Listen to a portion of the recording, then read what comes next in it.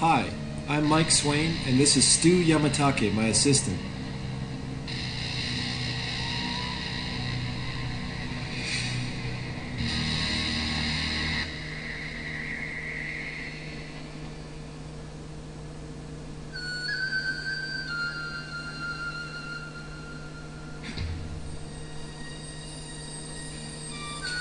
There are 4 ways to win in judo: throwing, pinning, choking, and arm locks, 3 of which are achieved by grappling.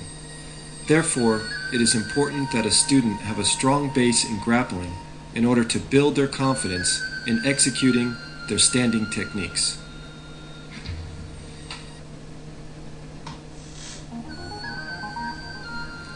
Basic grappling movements.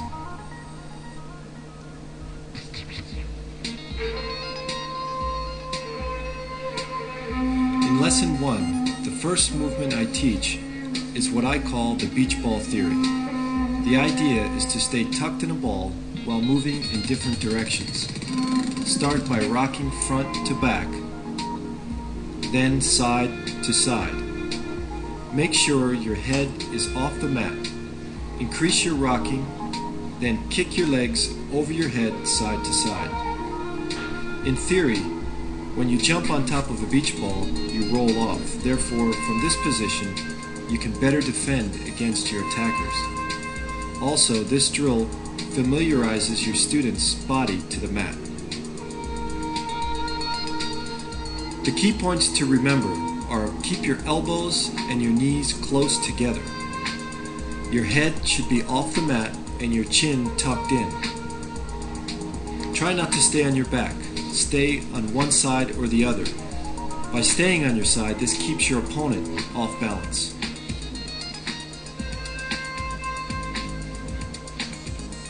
In Lesson 2, this drill teaches how to keep your attacker in front of you. By digging your heels in and keeping your hips slightly off the mat, your body can quickly change directions.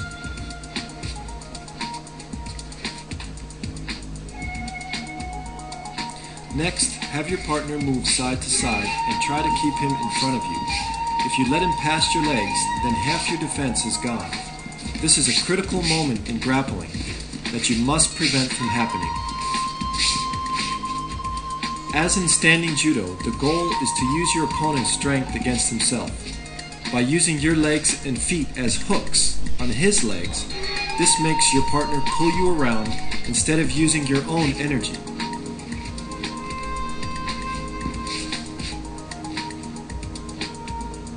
Lesson 3, the reverse bicycle. This is an important exercise for offense and defense.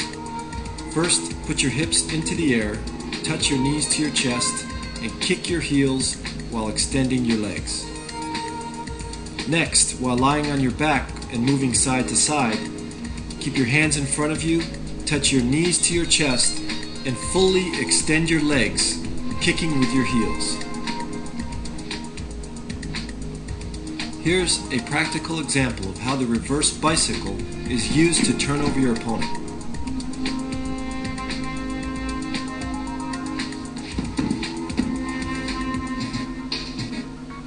Lesson 4, the windmill exercise. This drill is important for defense. Start by pointing your toe and drawing 2 circles in the opposite direction. You increase the speed by keeping your hips flexible and moving side to side.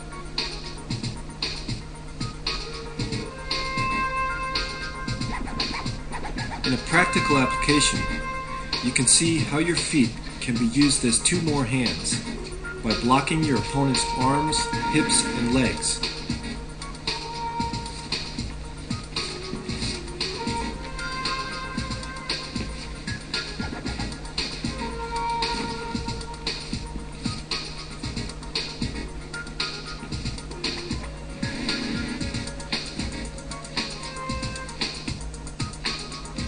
Now let's watch the beach ball theory using lessons 1 through 4 in a practical application. By defending with my legs and my hands and staying tucked in a beach ball, I can easily roll my opponent off as he attacks.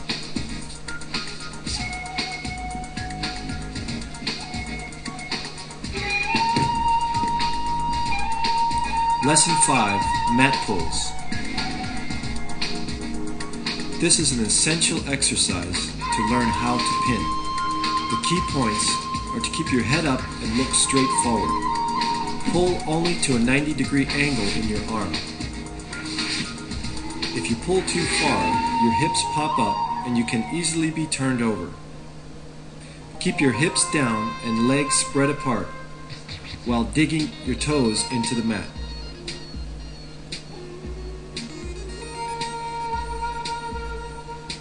Next, the mat pull and switch. In this exercise, we add a variation of switching from hip to hip. It's important to keep your head straight and not turn your head, otherwise your opponent can turn you over. Keep your hips on the mat and slide your bottom leg all the way through. Here's a practical application on how I switch my hips to keep my balance and maintain the pin on my opponent. Lesson 6, the shrimp curl exercise. This drill is an important movement to learn how to escape and defend in grappling.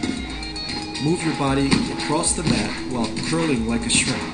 The key points are to keep your hips off the mat by digging in with your heels. Second is to keep your elbows close to your body while pushing straight over your head.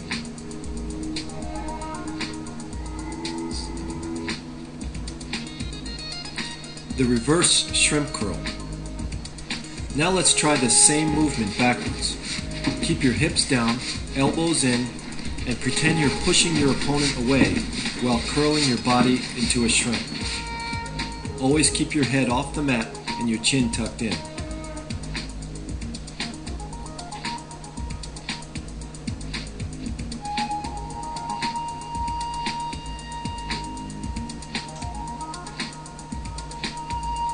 In this practical application of the reverse shrimp curl, you can see my hips are constantly moving. My elbows are close to my body, and I'm constantly pushing my opponent and curling away from him.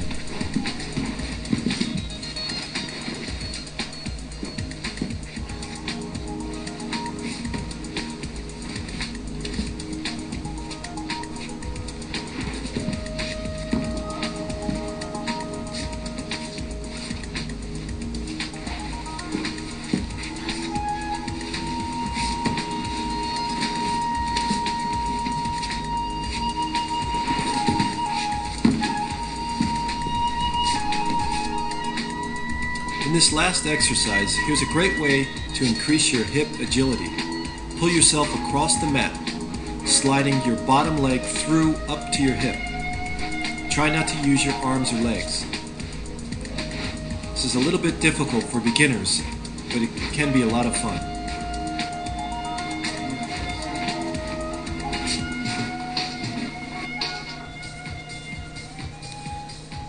Gripping applications. The first thing you must do as your opponent comes closer to you is sit up to one side and defend with your arms and legs. It's a good idea to grab your opponent and gain control of the grip before he grips you. Let's look at a few basic ways to grip and turn over.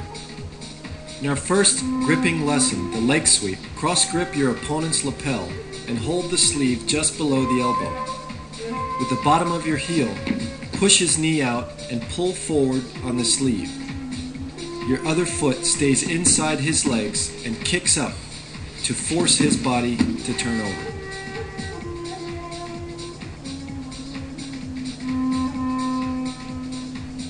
Our next gripping lesson, the side roll. From the same position, cross grip and grab your opponent's uniform underneath his tricep. Next, reach around his body and grab his belt. Shoot your hips underneath him so that your body is underneath his center of gravity and roll him to the side, coming up on top.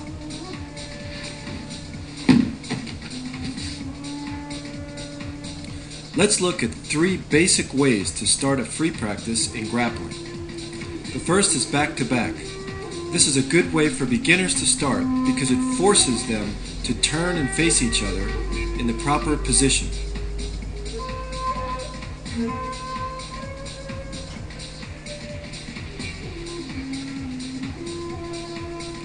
second starting position is with one person on his knees attacking and the other one on his back defending. It's important for the attacker to maintain balance with his head up and stomach forward until he gets past the legs. The very first movement I teach beginners is to gain control of your opponent's head and chest.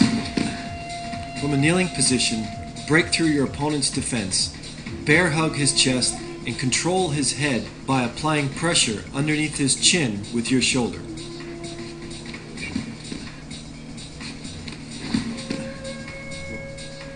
The third way to start from a grappling position is with one person down on their elbows and knees and the other one attacking from his back.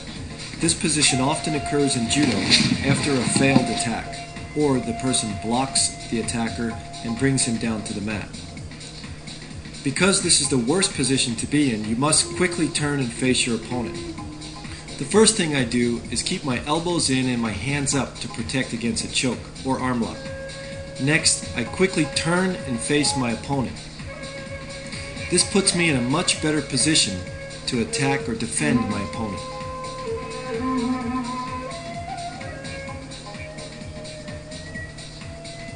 Escaping your opponent's leg hold. This is a position that often occurs in judo because by locking your leg, your opponent nullifies all pins. There are 4 main steps in getting your leg out. First is to control your opponent's chest and head with your body. Second is to walk your foot up. Third is pulling your leg out. And fourth is switching your hips. As we can see, we need to walk your foot up until he only has a hold on your ankle. This loosens the grip, and it's much easier for you to get your leg out. After walking your foot up, point your toe, make your leg straight, and slide your hips all the way up. This action will pull your foot out. 2 important things to remember as I'm freeing my legs are, after sliding my hip up, keep the weight or my hip bone directly in my opponent's ear. This will keep him flat on his back. Also, switching my hips will stop him from bridging and turning me over.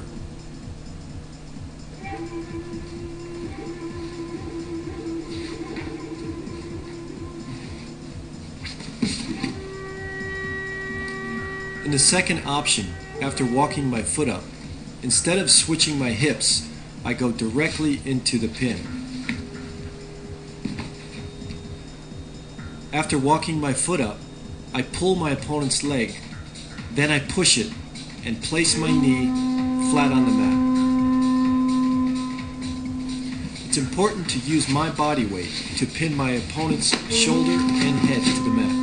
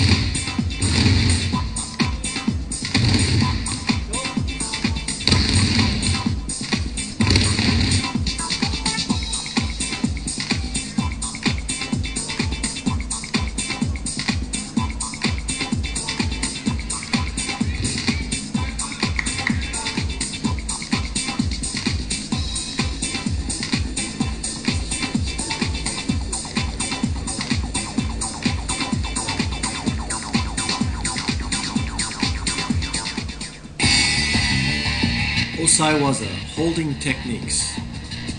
First, let's look at 2 theories on how to hold your opponent down. The first theory is controlling the head. You can see if I apply pressure to the stomach area, my opponent can still sit up. Now I apply the pressure to the chest, and my opponent still is able to move.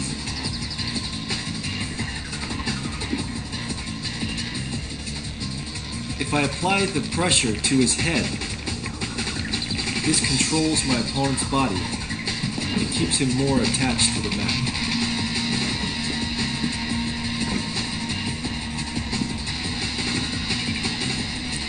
Now if I use my entire body with this theory, if I pin him on his stomach, he's still able to sit up. You can see as I move to the chest area, he's still able to move. But if I control the head and the chest, this is the optimal point to pin my opponent.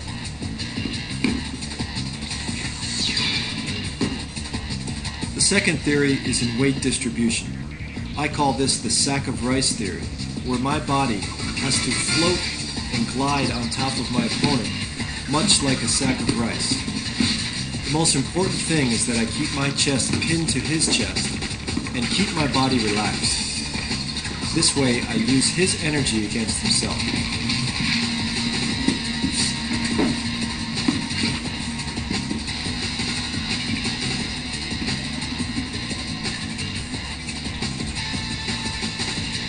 Kesagatami, neck hold. In our first hold down, it's important to control your opponent's arm by placing it underneath your arm and pulling tight. Next, put your arm around his head, leaving your hand open, and dig your feet into the mat. As your opponent moves, try to keep your weight distributed diagonally over his body. You can also use your hand to block him from turning you over. Keep your hips on the mat, and most importantly, relax your body, keep your head up. Be careful not to let your opponent grab your legs with his, because this nullifies the pin.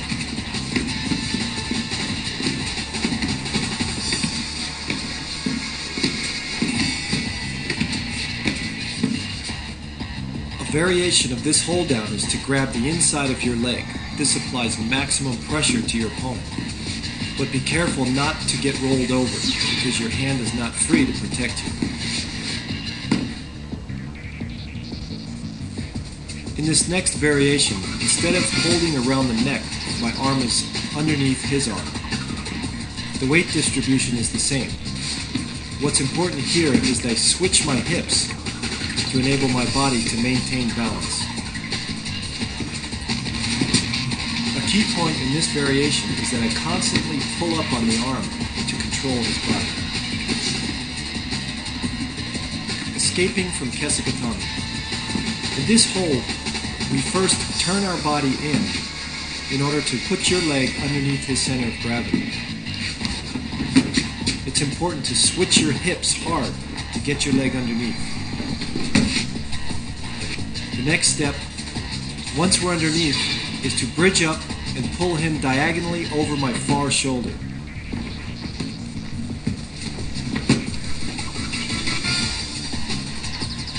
Again, switch and pull diagonal. Here's a practical application of a throwing technique into Kesagatami.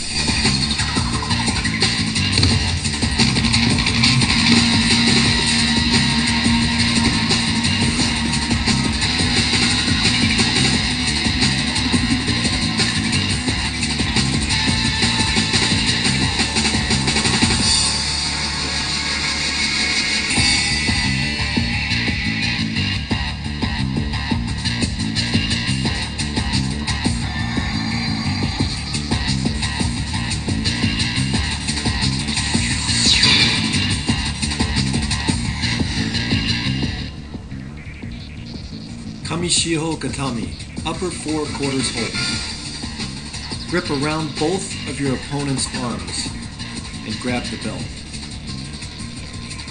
As you grab the belt, put your thumb inside his belt and pull tight towards you. Next, lowers your hip and pull your body in tight, and then raise your hips up. Apply pressure to the top of his chest by digging in your toes. As he moves side to side, you must also move side to side to keep the pressure on top of his chest.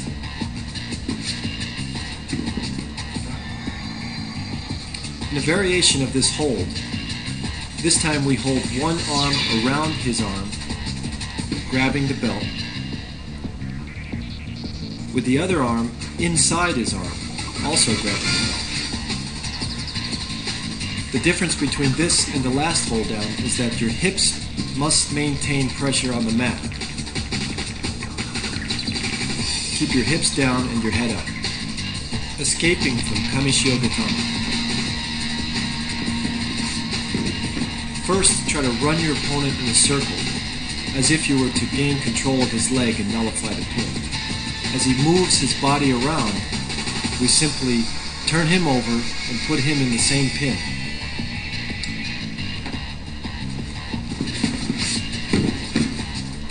The idea is to make your opponent straight with your body, so he's easier to turn. As you can see, my right hand is helping him flip over by grabbing on the inside of his leg. My left hand, or belt grip, is basically pulling over my head. Once he's in a straight line, you simply flip him over.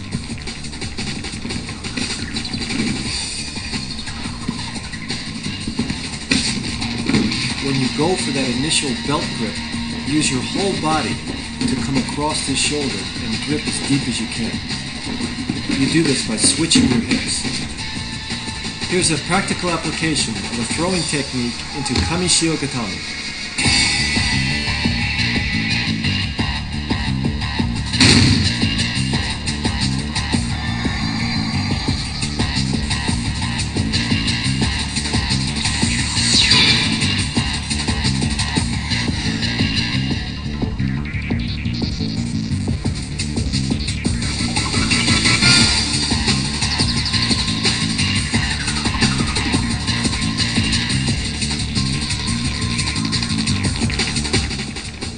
Kazure Yoko Shio Gatame, side 4 quarters hold.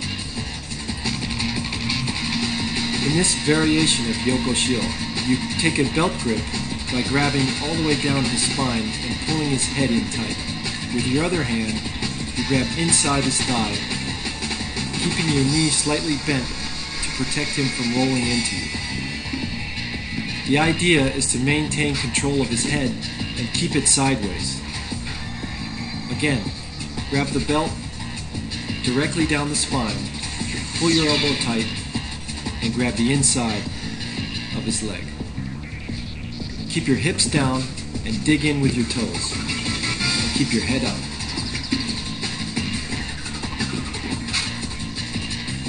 The most important thing in Kazure Yoko Shio Gatame is controlling the head. As we see in this example, if your opponent's head is straight, he can easily bridge straight up. But now, as we turn his head to the side and pin it against his shoulder, it's more difficult for him to bridge up and make space to escape the pin. Now let's get back into the pin and show the head control by trapping his head against his shoulder with my arm by pulling in tight. Again, switch your hips also to maintain balance.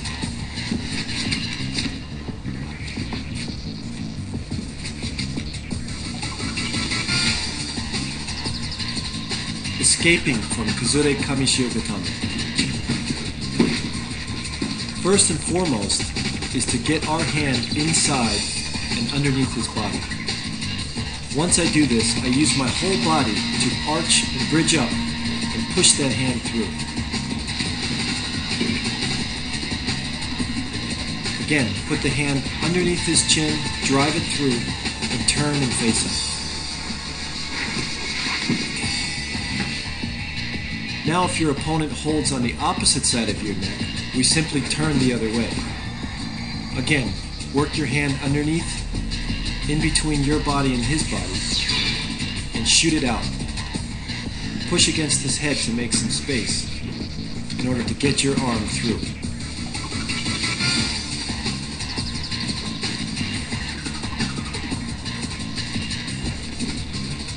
Here's a practical application of a throwing technique into Yoko Shio Gatame.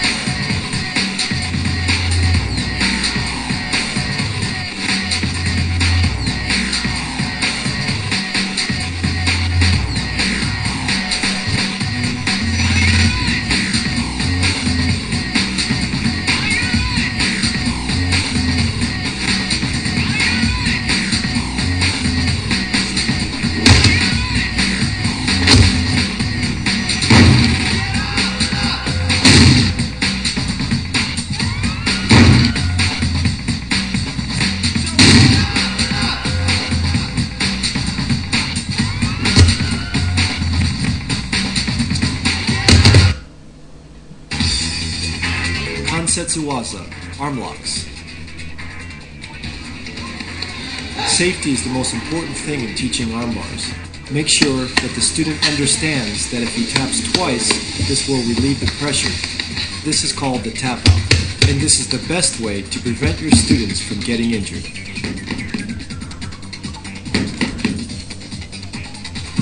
Jujigatami, cross arm lock. Start by placing your foot underneath your opponent's shoulder and stepping over your opponent's head, placing your heel next to his ear. Squeeze your knees together and slowly sit. Keep your opponent's wrist close to your chest and arch to apply the arm lock.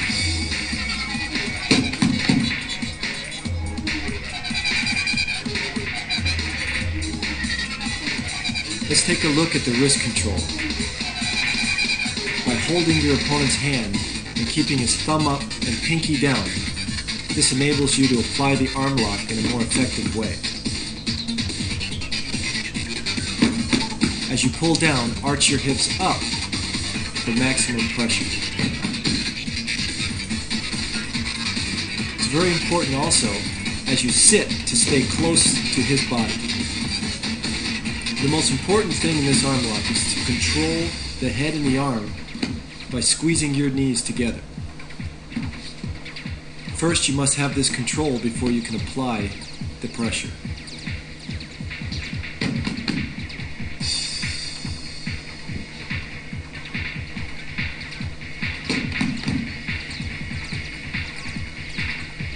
Let's look at two practical applications of Jujigatami.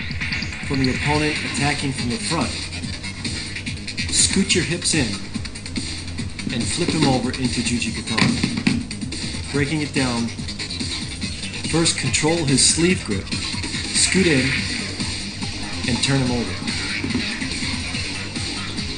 Again, control the sleeve grip. As you're turning, your leg must come down hard on his head.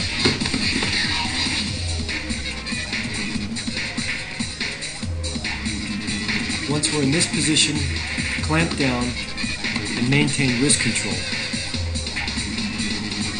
Again, scoot in, pivot, and apply pressure. You can also use your hand to spin your body around by grabbing his inside leg. This also pulls his body on top of you and brings him off balance. Now, from a top position, we use a double lapel grip to roll our opponent over into Jujigatami. Breaking it down, again, grab both lapels underneath, shoot your leg through, roll him over, and hook his arm. Move your hips to the side and slide his body off yours into the arm lock.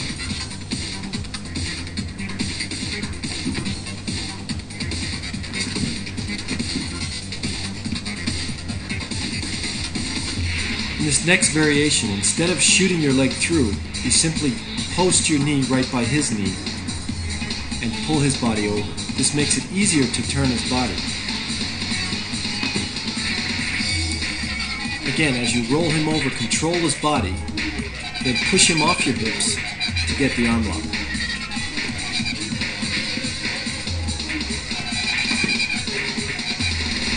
Let's look at a throwing combination into Jujigatami. After reaping your opponent's leg, it is important to pin him to the floor with your left knee, stepping across the head and sit close to his body.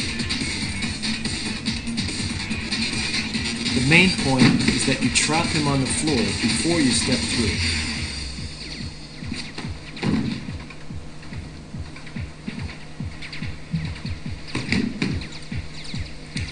Here's another throw, Tao Toshi into Jujigatami.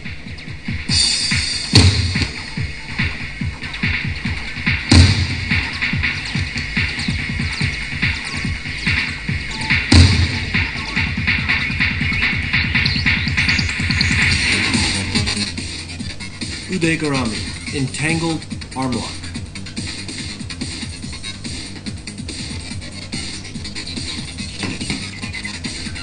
Starting from the side position, pin your opponent's wrist to the mat. Slide your right hand through and key lock your own hand. You apply the pressure by pulling his arm into his body and up.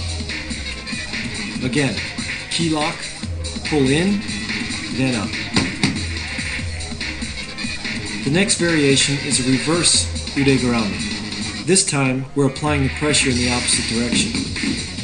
Pin his wrist, key lock, sit through with your legs, and then push his wrist behind his back.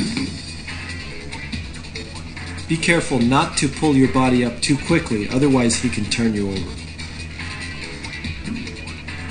In the variation of this move, if your opponent straightens his arm out, pin his wrist to the mat, key lock at your elbow, and apply the pressure.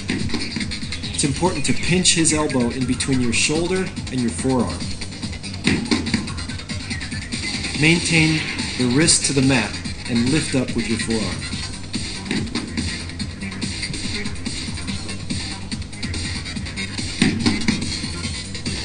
Shimewaza, neck holds. Here's a simple way to have your student understand what a choke feels like. In a controlled manner, apply pressure against your student's neck with the side of your wrist. Make sure you explain to them the safety and importance of tapping to keep them from getting injured.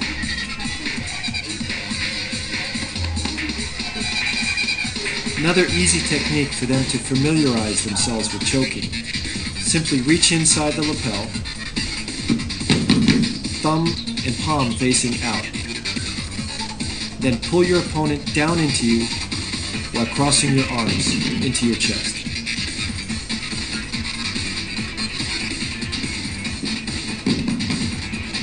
This is a controlled and easy way to show the basic choke.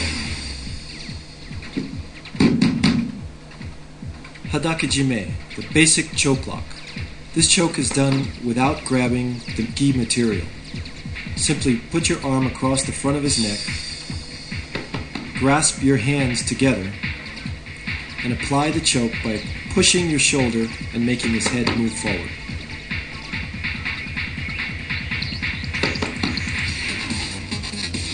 Okuri erijime, sliding collar choke. From behind, reach across and grab your opponent's lapel. Start with your thumb behind his ear and slide your thumb across his neck. Grab the inside of the gi with your thumb inside his lapel. Next, from underneath the arm, reach across and grab the far lapel. The actual choke is applied by pulling down on that far lapel. As you pull down, you also pull up with your left hand. The trick to getting a good grip is to feed his lapel into your own hand with your thumb by pushing it across. Then you gain control of the body by using your feet to control his hips. Push down and slide the opponent down your body. This is very important before you actually apply the choke. Push him down, then apply the choke. Again, feed your hand, body control, slide him down your body, and pull down with your right hand.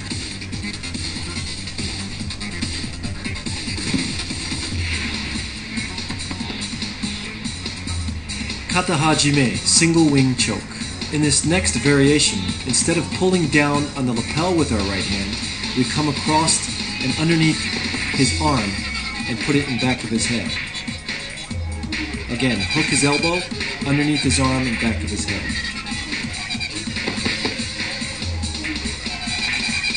This variation is important because our opponent puts his chin down to stop us from getting the right grip.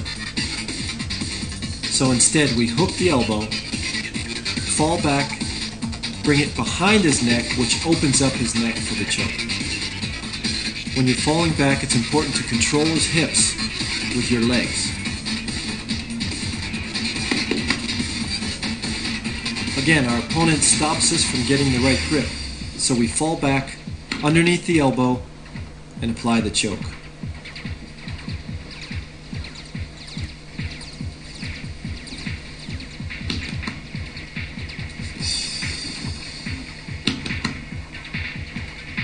In this variation, we show a choke into an arm lock.